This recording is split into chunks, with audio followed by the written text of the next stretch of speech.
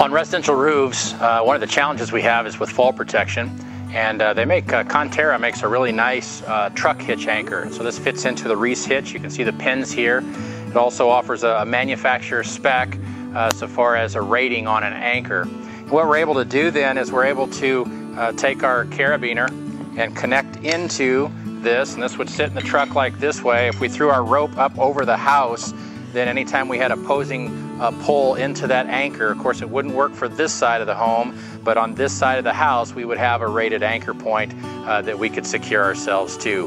One mention on this: if you're going to use this type of anchor on a truck, make sure you take that one step further and utilize a lockout tagout on the truck so that somebody doesn't get in it mistakenly and pull this guy off the roof.